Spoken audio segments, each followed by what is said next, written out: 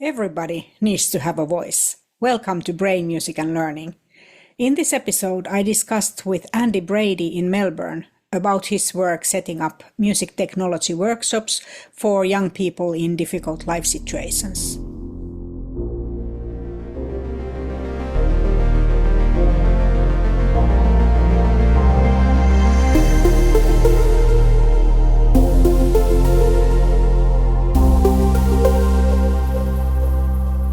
Yes, so I'm a manager of the education project for the School of Education.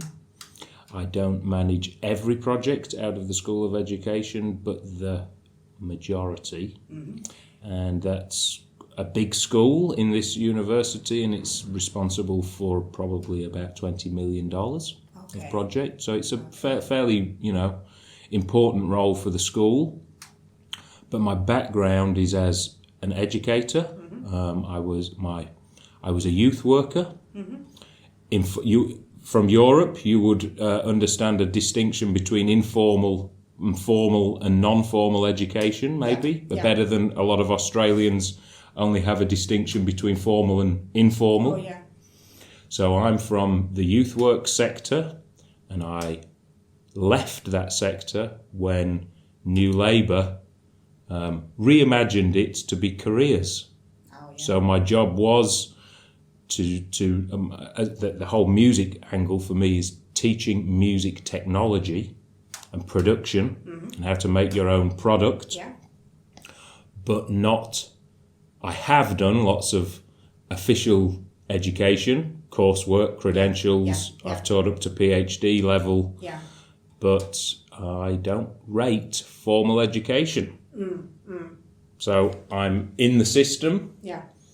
But if you ask me my personal opinion, I think that preset criteria are not very reliable.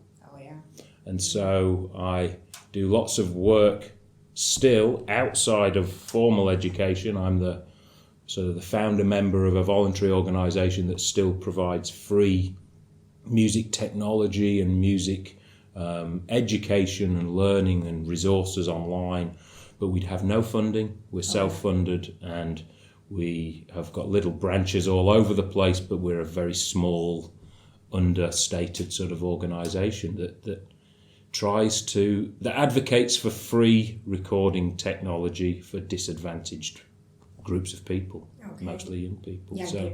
So yes, I've done a lot of work in education around music production and some around straight music education.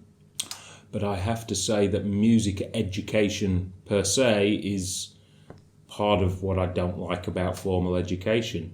It mostly is geared towards the middle classes and formal playing of instruments that don't particularly resonate with the young people that I usually work with. I would say we have exactly the same problem in Finland. Yes. So we have a very beautiful music education structure. Yes. Where you can put your child and they will teach them to do classical music and play classical music. The conservatorium model. Yes. And it is a great effort from such a small country as Finland to have this kind of education everywhere, all over the place. Yes. But then the problem is that the young people don't actually want to study that. It's not, how would they say it? It's not totally relatable, is it? They can't sort of make the connection, but we all know that playing instruments has got all sorts of benefits, and it has in young age and older age, and I've followed a lot of... So in my work over the years, I've worked a lot in health promotion as well. So I've worked with a lot of nurses, worked in a lot of drug rehab centres, done a lot of work with adults and young people around rehabilitation, and I've been the music service for people in that context. So although I'm not a researcher in that area, I read that, I follow a lot of that area, so I know a lot of, I know 3 or 4 subject areas that I get Google Scholar alerts on that I certainly wouldn't claim to be an expert in, but I follow. So music in your mind is the answer to this kind of music technology and music production? For me, music is a well-being. So music is a communication tool, and it's mostly the stuff that interests me is people who use it politically to present art, but what they're really trying to do is change the world through their words, through their actions, through whatever. So I'm drawn more toward music with political intentions, whether they're overt or covert is to be,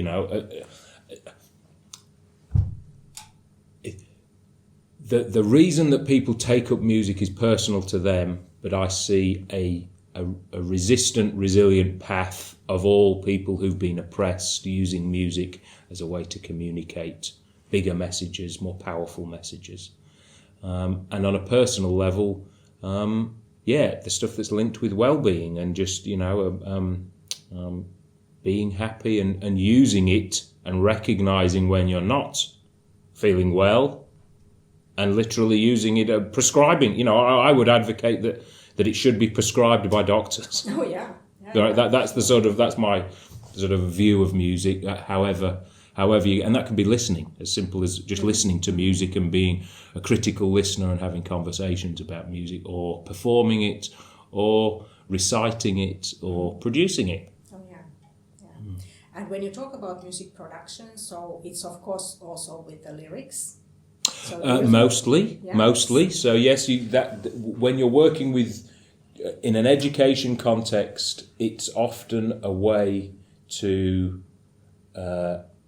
get people to express themselves without adherence to formal English language structures. So working with teenagers and young adults who are the majority of the engagement work that I've done in music has been for the young people that are using it. It's been the first time that an educator, a formal person, has validated their informal language.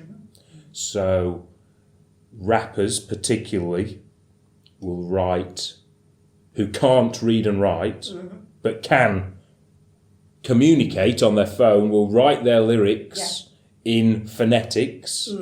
They'll be 18 or 20 and they'll be saying to me, I can't read and write, but they'll be in a vocal booth reading their spelling of the word and won't show me. So they'll be embarrassed to show me how they're spelling that word. But to my ear, I perfectly understand it. Occasionally might ask them to clarify something, but it's from the point of view of using language, it's validating the informal use of language and giving it a voice and giving it amplification. That's really useful for people who've been rejected by education. Usually, that's what that's the sort of person that I would typically work with in a music context. Would be someone that distrusted everything about education, formal, and has a lot of experiences of failing so many things. Yeah.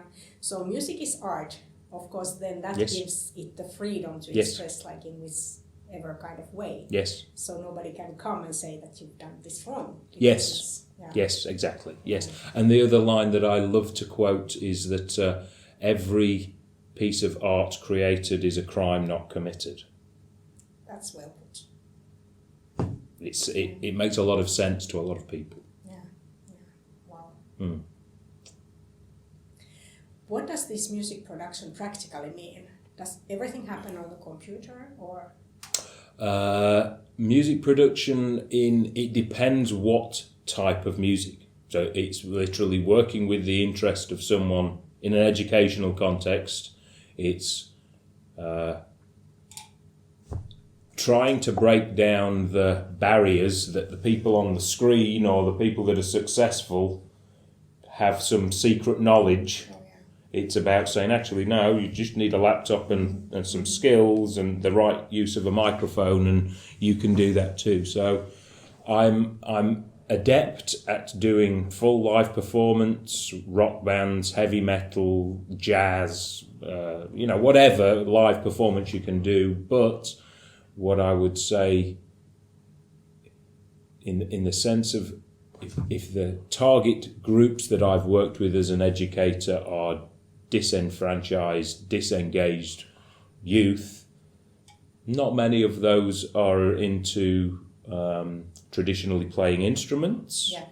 And so electronic music, dance music, rap music is their preference. If you say to them, hey, what do you want to do musically? What are you interested in musically? So then we would talk about how it's made and debunk ideas, debunk myths that it's elitist and it's hard to do. It's all about, I can give you this I'll show you. Yeah. It's this easy to recreate something that sounds like that, and trying to get someone engaged in that process again of being wanting to learn. I mean, the best phrases that I hear young people talk about is once they get past a certain stage with understanding how to do this, then they forget what time of day it is. They often, once they get to hit a certain threshold of understanding, then they'll tell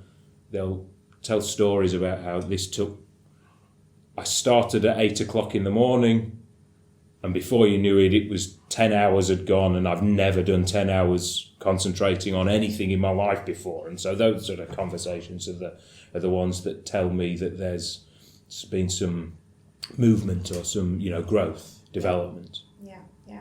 Music has this ability to keep your attention focused. Yes, when you know that you are doing something meaningful. So. But there is also a downside to music production and technology that has visualized music a lot more. Mm-hmm. So I have a young son. I'm trying to get my young son as much access to music as I possibly can. And it's really hard because so much messaging is now audio visual, you look at music. Yeah. So for him to say, hey, let's play that song, his association is I load it up on a screen, and he looks at the screen, even if there's not actually any movement on the screen and it's just a picture of an album cover or something. There's been I think that's detrimental in a lot of ways, and I do follow research in that area. And I know that since COVID and people moving online more often, there's a lot of stuff that relates to my audio engineering knowledge that I've seen people in health circles research things such as the millisecond delays between audio and visual when you're we're all working on maybe a 200 to 300 millisecond delay on every Zoom call, whereas if I make a music instrument, a digital instrument, if it's got more than 5 milliseconds delay, it's not a good instrument, right? It's got the delay is too big. So I think the digitization of audio visual messaging has had a detrimental effect on people's ability to concentrate on developing their ears alone. When you think back to our past and our history, we can hear a lot further than we can see, right? Yeah. So there is benefit for us hearing things first from being cavemen times and all that sort of stuff, and I think that there is a problem. It creates... Technology has created an over-reliance on your eyes to see sound. I would still like to hear a little bit more about what you do with the young people. Yes. With the music. So what happens to the products when they have a ready-made piece of music? They publish them themselves and quickly find out that there's a million other people trying to do just what they're doing, and their hopes and dreams of being the latest big thing. Often takes them a few years to realise, but it's a very common story that everyone thinks they're going to be the next big. Once they develop the skills, then they get into publishing, self-publishing, so I've probably helped. I've never added it up in total, but it'd be more than 100 albums of teenage or young adults music that I've published. Online mostly. I have done CDs, I've done DVDs, and even a few print recordings on vinyl still. Still occasionally some people that will do small runs of that sort of stuff. But most of them are self-publishing, and a few of them, I have to say, only in my career, I've only known a handful actually ever make any money out of music. Let alone, none of them have made a full-time living out of it. But that isn't the goal for me. The goal for me is them and their personal development, not their bank balance development or whatever, you know. So it's almost a given to me that there will be a stage that you'll learn how to produce, and then realise that there's a very large competitive field of people, and the market is saturated, and there's more music out there than we need, right? Yeah. So the quality, there's a relationship between the means of production have become more accessible. Everyone can produce music and publish on the internet, but that doesn't mean the quality's got better. There's more music. There's more genres, more types, but yes, the stuff that they've produced with me has never been. I guess the right way to say it is there's not many productions that I've been involved in that have ever been considered to be the best they could be. They're the best they are right now today. Let's move on, publish it, get on and start the next one. So that process of doing it is actually more important than it being perfect. That makes a lot of sense. And a lot of musicians say the same thing. A lot of famous musicians say the same thing. Better to produce 10 things at 90% quality than fixate on perfection, because perfection's a bit of especially in music, is a bit of a difficult thing to achieve.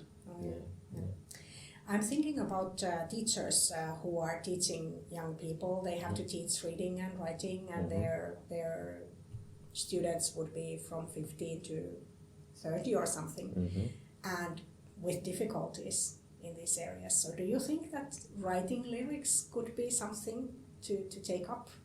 Yes, for sure. I think lyric writing without what they used to call process writing. Don't worry too much about the grammar. Just do it, get out. That was the era I was brought up in. It did have some issues for me in relation to grammar later on in life, but I was encouraged just to write. At that sort of age. Yeah. I remember talking to literacy professors later in life, saying, "Oh yeah, you were in the era when it was trendy for it to be process writing, and so we were encouraged to write pages and pages of creative stories, often very poorly structured, but then the marking of that is how you're meant to sort of learn from it and stuff. And I think that lyrics are definitely underused in that there is a better role for them in mainstream teaching of literacy, I think, than it all being focused in the music class. Yeah. I think the music class tends to be more about music than communication of lyrics, I think, is my, So this kind of teacher who is the teacher of reading and writing, they would need a music person with them if they don't have these skills themselves. Yes, I think if you don't have someone with that specialism, then you're going to default towards conservatorium model, which is recite and choose other people's famous works. which has its place. I'm not saying I'm not negative about it, but in terms of young people of today, I don't think it engages them the way that modern lyric might engage them and be more relatable. Yeah. I know that several teachers in Finland, they do this so-called class song, where a group of pupils, like from 7 to 12 years old, they take a song that they like and then they make their own lyrics. That's supposed to be like our Yes. I very much like that idea, and I think in England there is a tradition of that through football. There's a long tradition of everyone knows melodies, right? It's well sort of drilled into us that we know these old melodies, and they're often usually Irish melodies that English people think are English melodies, and then someone else will say, no, I've got a recording of that from way before with different lyrics. But writing new lyrics to existing known melodies, I think, is a very untapped source of interest for educators, for sure. And that would be something that any teacher could with their class. Yeah, because there's a level of familiarity for everyone then. Yeah. And it can also be... And there's creativity involved in it too, you know. So I certainly already am doing that with my son. My son's 2 years old, and I will often, just for jokes and laughs, try to make up new lyrics to things that he already knows the melody to, and put his name in them, so he can, just so that he understands that you can be creative and playful with these things. They're not fixed. Yeah. What would you like to say to Finnish teachers and researchers and people who listen to the podcasts? I'd say that music is an untapped source of power that will improve your learning relationships with your students if you have the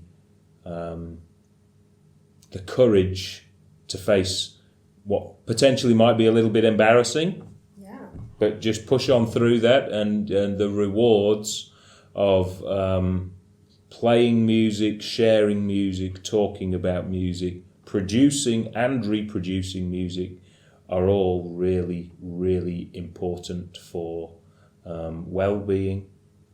And I think a lot of the music that you hear come out of disengaged and deprived communities is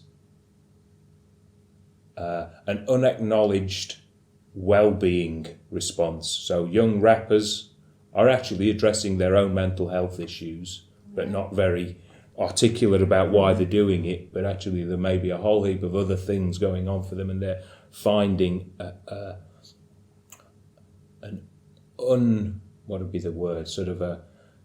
inadvertently using music production as therapy and well-being therapy. So if you can tap into that in any way as an educator, more power to you.